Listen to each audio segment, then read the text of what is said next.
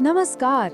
चलिए आज बात करते हैं छठ पूजा की, जो भारत के सबसे प्राचीन और सबसे कठिन व्रतों में से एक माना जाता है। ये सिर्फ एक त्योहार नहीं है, बल्कि ये सूर्य, आस्था और प्रकृति को शुक्रिया कहने का एक 4 दिन का महापर्व है। लेकिन यहाँ एक बहुत ही दिलचस्प सवाल सामने आता है। अगर पूजा में अर्घ्य सूर्य देव को दिया जाता है, तो फिर इस पर्व को छठी मैया का पर्व क्यों कहा जाता है?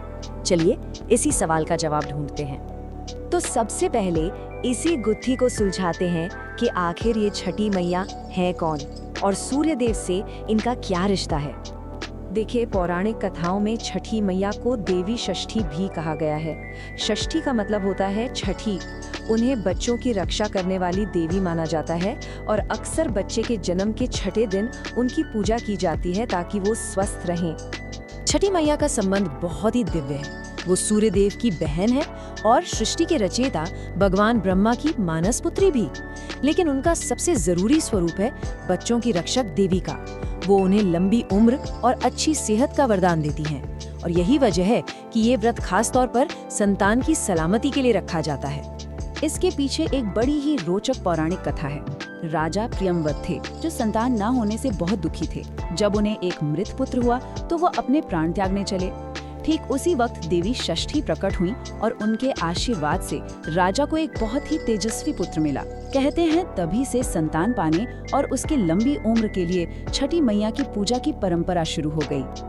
तो ये तो हुई छठी मैया की बात। लेकिन अब आते हैं इस पर्व के उस हिस्से पर जो इसे भारत के सबसे मुश्किल व्रतों में से एक बनाता है, और वो है इसकी 4 दिनों की कठिन तपस्या।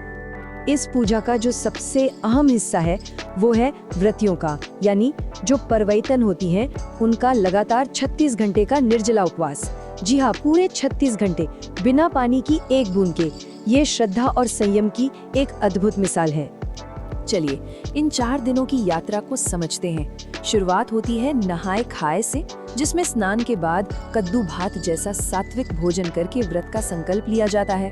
फिर दूसरा दिन होता है खरना, जिसमें दिन भर उपवास के बाद शाम को गुड़ की खीर का प्रसाद खाया जाता है और यहीं से शुरू होता है वो 36 घंटे का कठिन निर्जला व्रत।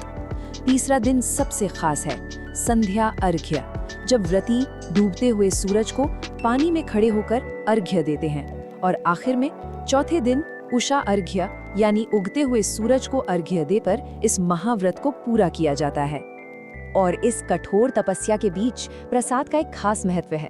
और जब बात छठ के प्रसाद की हो तो एक ही नाम सबसे पहले जहन में आता है, ठेकुआ। ये सिर्फ एक पकवान नहीं, बल्कि श्रद्धा और परंपरा का मीठा संगम है। वैसे बढ़िया ठेकुआ बनाना भी अपने आप में एक कला है। आटे में घी यानी मोयन बस इतना होना चाहिए कि आटा मुट्ठी में बंधने लगे।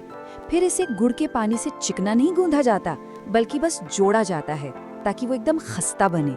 ये पूरी प्रक्रिया ही एक तरह का ध्यान है। और जरा वो नजारा सोचिए, जब तीसरे दिन शाम को व्रती कमर तक पानी में खड़े होकर सूरज के डूबने का इंतजार करते हैं, तब घाटों पर उगना सूरज देव जैसे छठ के पारंपरिक लोक गीत गूंजते हैं और पूरा माहौल भक्ति से भर जाता है। तो हमने पूजा की विधि तो समझ ली, लेकिन आखिर छठ में ऐसा क्या है जो इसे इतना खास, इतना विशेष बनाता है?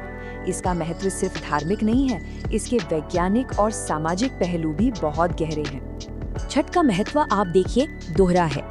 एक तरफ धार्मिक रूप से ये संतान सुख और परिवार की खुशहाली के लिए है, तो दूसरी तरफ वैज्ञानिक तौर पर भी इसके बहुत फायदे हैं। 36 घंटे का उपवास शरीर के लिए एक जबरदस्त डिटॉक्स का काम करता है। सुबह और शाम सूरज की किरणों से शरीर को जरूरी विटामिन डी मिलता है और पानी में खड़े होने से हमारा नर्वस सिस्टम भी एक्टिवेट होता है। और छठ की एक और खूबसूरती है जो शायद आज के दौर में सबसे जरूरी है। ये सिर्फ एक पूजा नहीं, एक सामाजिक आंदोलन जैसा है। ये शायद दुनिया का इकलौता त्योहार है जिसमें लोग खुद मिलकर नदी और तालाब के घाटों को साफ करते हैं। पूजा में बांस की टोकरी, मिट्टी के दिए, मतलब हर चीज प्राकृतिक होती है, जो इसे पूरी तरह से इको फ्रेंडली बना देती है। जैसा कि हर बड़े त्योहार के साथ होता है, छठ में भी अलग अलग इलाकों के अपने रंग दिखते हैं, खासकर प्रसाद में। बिहार में ठेकुआ और कसार के लड्डू के बिना पूजा अधूरी है, तो वहीं उत्तर प्रदेश में सत्तू और चना दाल की पूड़ी का महत्व है। इसी तरह झारखंड में नारियल के लड्डू और तिल की मिठाइयाँ प्रसाद का हिस्सा बनती हैं। मतलब हर जगह का अपना एक अनूठा स्वाद है। लेकिन अब छठ पूजा की गूंज सिर्फ कुछ राज्यों तक ही सीमित नहीं रही है। ये आस्था और संस्कृति का एक ग्लोबल फेस्टिवल बन चुका है। इस महापर्व की जड़ें बिहार, झारखंड और पूर्वी उत्तर प्रदेश की मिट्टी और नदियों से बहुत गहराई से जुड़ी हुई हैं। ये इन इलाकों की संस्कृति की पहचान है, जो पीढ़ी दर पीढ़ी आगे बढ़ती आई है। लेकिन जहाँ-जहाँ इस मिट्टी के लोग गए, अपने साथ अपनी इस अनमोल विरासत को भी ले गए। आज अमेरिका से लेकर ऑस्ट्रेलिया तक दुनिया के कोने-कोने में छठ पूजा उनकी जड़ों से जुड़े रहने का और सामुदायिक एकता का एक बहुत बड़ा प्रतीक बन गई है। तो आखिर में सवाल यही उठता है कि आज की इस भाग-दौड़ भरी जिंदगी में प्रकृति, आस्था और समुदाय का ये प्राचीन संगम हमें क्या सिखाता है? शायद इसका जवाब सादगी, सफाई और एक दूसरे के साथ मिलकर आगे बढ़ने की भावना में ही छिपा है।